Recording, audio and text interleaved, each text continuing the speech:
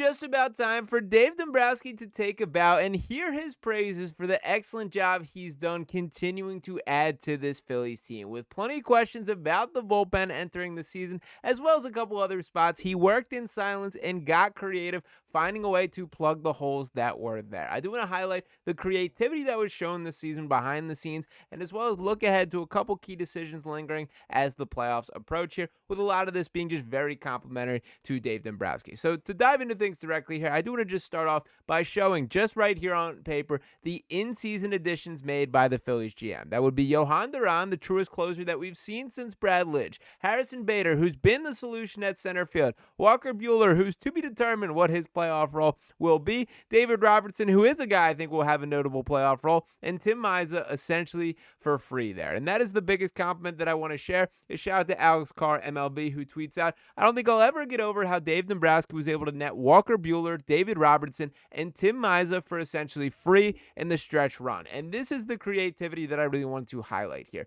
That yes, we all know the importance of the MLB trade deadline and the importance of the offseason for building up a roster. And to be fair, the Phillies essentially struck out in the offseason. That Max Kepler did not look to be the guy that they expected he would be. And I will give Kepler a ton of credit for continuing to battle all season and sort of looking kind of like that guy now that it is the most important moment. That could be an added benefit, something I think we all had written off or checked off our list here, maybe back for the home stretch. But nonetheless, the other key addition, how funny is it right now to sit here and think that plan A this year was for Jordan Romano to be the closer of this Phillies team. But guess what? The team is not even feeling the heat of that miss because they've done such an excellent job of replacing all those players that did underperform. Joe Ross wasn't up to snuff. He's out of here. And Dave Dombrowski continued to find ways to get creative. And I think this is an appreciation for both Middleton and Dave Dombrowski here, as this report here coming from Alex Call, who tweets, John Middleton's reply to Dave Dombrowski when he brought up the idea of signing David Robertson late in the season.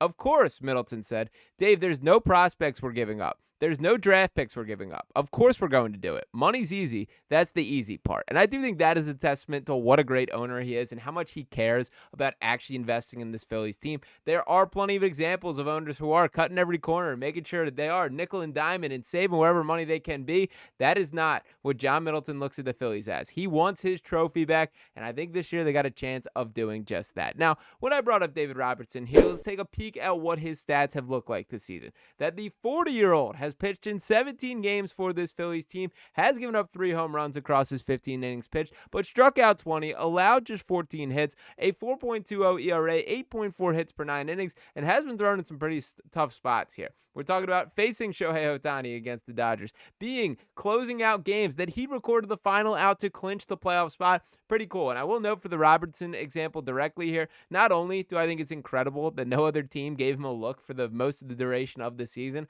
I think it was the best thing for him from the Phillies playoff perspective. That when you are 40, and I give Robertson a ton of credit for the work that he puts in on his body. I mean, you could just straight up see it. The guy is jacked. The guy does not look like your everyday 40-year-old whatsoever. He looks like he's in the prime of his MLB career, and that's why he's still pitching like that. But for him specifically, I do think it was the best thing for him to basically hang out for the first half of the season, to not getting the wear and tear on his arms. There is plenty through the decades of baseball that this dude has played, but the bottom line is you need him for one stretch, and I think he is going to deliver on that. Now, a couple other notes that I did want to point to. I've been very complimentary of John Middleton and Dave Dombrowski in this video. One misstep that I do think they took this year dates back to this, as we did finally get this report from Rob Thomson saying that the Phillies will not keep Andrew Painter in pitching into October, so his 2025 season is officially over. And Topper said, quote, he's tired. To me, he's had a really good year. He's come through healthy. And I think that is the takeaway here. There is no reason to rush the Andrew Painter timeline here. And I think the only real mistake that the Phillies made across this entire season was putting expectations on his shoulder. It's really difficult for a dude who essentially was out of baseball for 2 full seasons as he recovered from Tommy John surgery to just expect he's going to pick up where he left off. There were some encouraging moments from Andrew Painter this year. There also were some concerning moments from Andrew Painter this year. It is crystal clear to me, and I think anybody who checked in at a semi-reliable rate to his numbers and what he looked like on the mound, that he's just not ready to be a major league pitcher right now. that does not mean it is time to panic. I want to compliment the Phillies right now for sort of changing up the plans on the fly, adjusting to that, and letting this guy take the time that he needs. There's a real world where this time next year, we're talking about him as like a foundational piece of this Phillies future.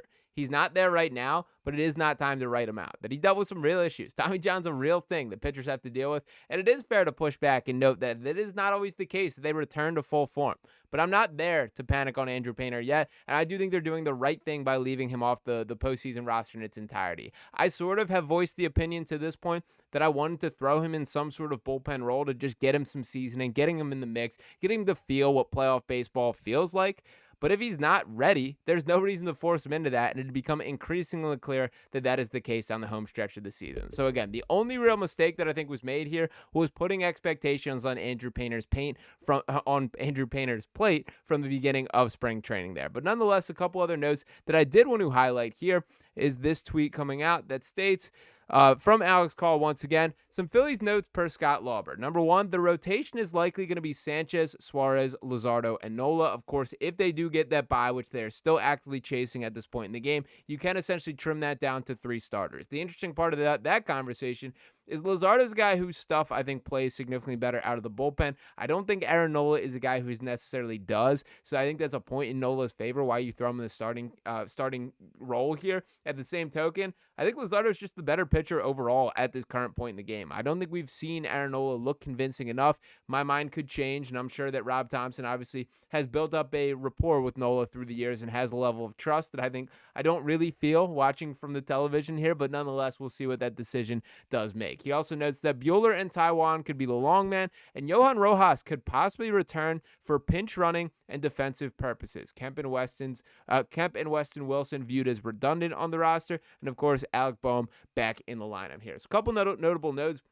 We have not heard Johan Rojas' name in quite some time, so I did think that was relevant to bring it up here. I will say Harrison Bader has just cured any of my desires to continue tinkering with the center field position. That's just the guy in my mind, but I do think there is a point to note about there is some value in that's a different style of player than what they currently have on the roster. I think it is fair to note that there is some redundancy between Otto Kemp, Weston Wilson, even Edmundo Sosa, and kind of a similar style of player right there. The utility, the role man that can play a lot of roles but doesn't really have a specialty there.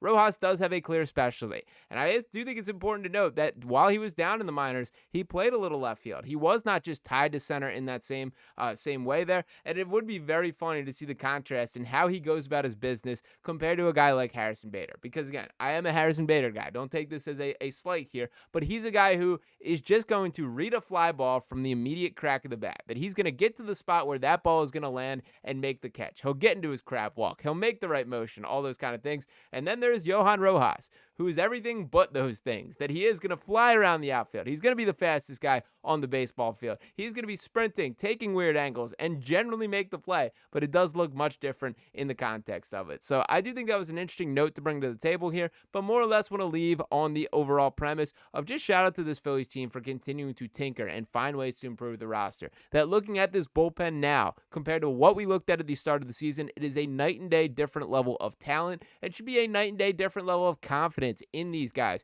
Johan Duran, the truest truest closer that we've had since Brad Lidge. Matt Strahm, a real deal setup man that can now play that role and not be asked to shut down the ninth inning. Ryan Kirkland, I know he has not been quite up to his best version of himself of late, but there's a lot worse outlooks to have from the right-handed perspective. There are a lot worse options that plenty of teams are counting on at a more significant role. Tanner Banks, one of the stories of the season in my mind, who's continued to level up his game and prove he's ready for a larger role than many expected. David Robertson, we talked glowingly about, is going to play a huge role in these playoffs and still looks to have something left in the tank. Even guys like Lou Trevino, Tim Mize, Max Lazar, these are guys that weren't even really on the radar heading onto the season, and the Phillies just found ways to find talent in the cracks where other teams were not looking. So shout out to Dave Dombrowski for the constant work. It may not have been the headline moves that I think a lot of us were bracing for, but I admire the work in silence, make moves or make decisions in places that other organizations are not looking there. I think the Phillies roster has very much benefited by that exact practice there. It's a little hat tip to you. But let me know if you guys are in the same page in the comments here. What is your confidence level for this bullpen and this Phillies team? Drop it in a 1 to 10 in the comments if you have not already. Appreciate you guys tuning in this video here. Make sure you're dropping a like, subscribing to the channel, and be back to talk with you next time. Peace.